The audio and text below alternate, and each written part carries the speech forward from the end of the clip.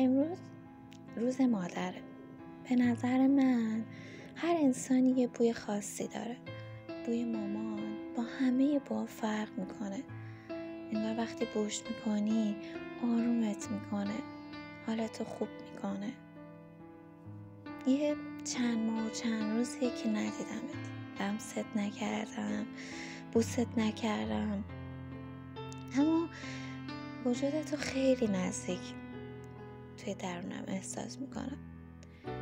اونقدر دلتنگتم که وقتی داشتم میکشیدمت تمام اجزای صورتتو، چین و چروکتو، لبخندتو، نگاهتو احساس میکردم. یک کمی از دلتنگیم کم شد. مامان، من با هیچ کلمه و واژه‌ای نمیتونم اون احساسی رو که نسبت بهت دارم بیان کنم، اما خیلی ساده، خیلی دلی بهت میگم خیلی دوست دارم. روزت مبارک.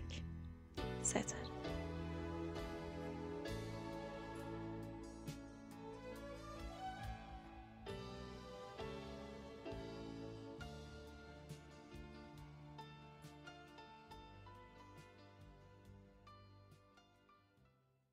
اما تو نفسی